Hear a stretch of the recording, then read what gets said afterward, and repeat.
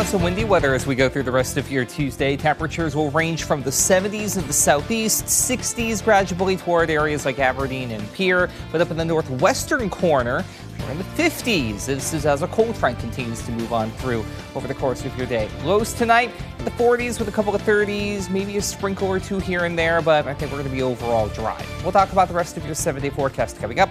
Midday in KELOLAND starts right now. Live from KELOLAND Media Group, midday in KELOLAND.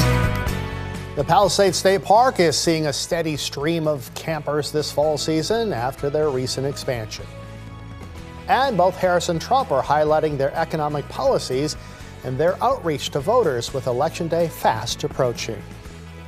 Well, good afternoon and thanks for joining us. I'm Tom Hansen. Authorities in northeastern Nebraska are searching for a missing 12-year-old boy. Holden Duncan hasn't been seen since getting off a bus near Crofton High School on Monday. Now, Crofton is just south of Yankton. Duncan is 4 foot 3 inches tall and 80 pounds. If you see him, please call the Knox County Sheriff's Office at 402-288-4261. A Canastota woman is dead after a 3-vehicle crash near Salem. According to reports, a driver of a Mazda was traveling on Interstate 90 Sunday morning when she left the road and crashed into a guardrail. She then re-entered the road where the driver of a Dodge Ram rear-ended the Mazda. Then a Peterbilt semi then crashed into the front of the Mazda. The driver of the Mazda was airlifted to a Sioux Falls hospital where she was pronounced dead.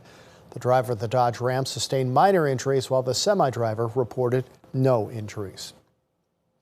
Turning now to a first look at your midday forecast with meteorologist Adam Rutt. And the wind's starting to ramp up out there, huh, Adam? Yeah, it's going to be a breezy afternoon out there, so keep that in mind if you are going to be out and about. But beyond that, there really isn't much really to worry about, for lack of better terms.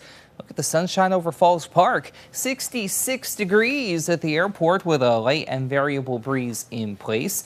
And we're also going to be doing pretty well for ourselves across really the rest of KELOLAND, with maybe a small exception here and there that will show in just a moment. From east to west we go. There's Rapid City, 61, but notice that wind sustained out of the north at 26 miles per hour.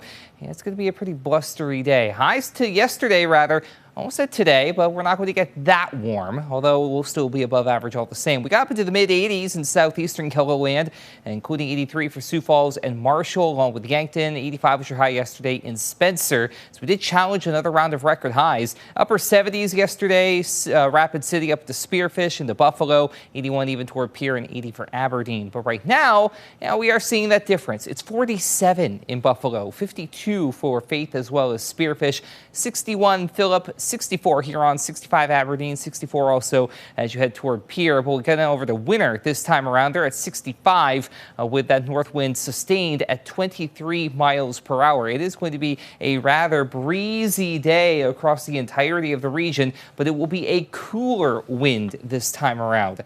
Don't get used to that, though. We are going to be seeing that southerly wind pick up again as we head toward Wednesday, and that's going to try and bring in a little more warmth and a little more moisture, but not at the same time and not at first. We'll see why in a moment. For the rest of your day today, we're looking at low to mid 70s ahead of that surface front in southeastern KELOLAND, but to the northeast, some more 60s pop up. Again, we'll have that northwesterly breeze very much in place. To the west, we get a little bit of everything. Closer to 70 from Valentine to Chamberlain, 60s from Martin to Phillip, Pier, Mobridge, and Rapid City, but even some 50s for highs today from Spearfish over to Belle Fourche and up toward Buffalo as well. We'll talk about the rest of your 7-day forecast in a little bit. Thank you, Adam. Well, we are officially 2 weeks out from Election Day, and Vice President Kamala Harris and former President Donald Trump are trying to convince undecided voters to support their campaigns. Washington correspondent Jesse Teneur reports. Both candidates are continuing their crisscross of key swing states this week, really to shore up support from voters who are still on the fence.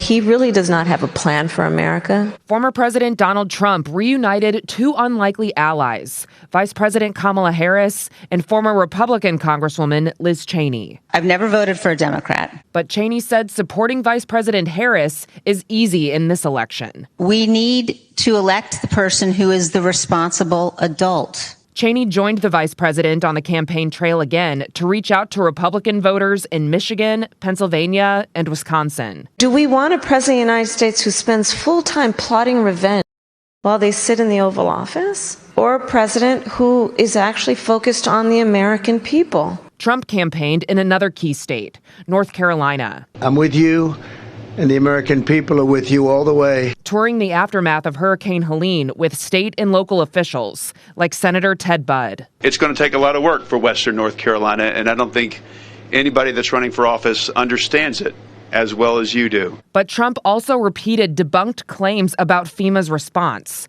and refused to walk back his comments when asked. By doing that, they'll do a better job the next time. It's very important. And at a campaign rally, Trump also courted voters, particularly his Christian base, when recalling the assassination attempt against him. I would like to think that God saved me for a purpose, and that's to make our country greater than ever before. And Trump will be back in North Carolina later today for a rally, while Harris is recording interviews with NBC and Telemundo. In Washington, I'm Jessie Chenor. 11 people were arrested yesterday after University of Minnesota officials released an emergency alert yesterday afternoon, saying protesters stormed Morrill Hall in Minneapolis. The alert stated protesters were causing property damage and restricting entrance and exit from the building. And they advised people inside to safely exit the premises immediately if possible. Yesterday's protest was organized by the group UMN, Students for Democratic Society, which is calling on the university to divest from companies that support Israel. South Dakotans will once again be able to dispose of medications safely. The biannual Take Back Day is this Saturday. Unwanted, unneeded, or unused medications can be disposed of in a secure medication drop-off box at participating locations like pharmacies and at police stations. Since South Dakota began participating in National Prescription Take Back Day in 2016, over 95,000 pounds of unused medication have been collected. Well, South Dakota state parks remain popular destinations long after the summertime crowds have left. Palisades State Park near Garrettson has seen a steady number of campers this fall. Many of them are staying at new campsites that were part of a major expansion from earlier this spring. That expansion has come with a learning curve for the park staff. More cabins to clean, facilities to clean, just making sure everybody's in the right places at the right time to make sure that we have all of our facilities ready to go for our guests.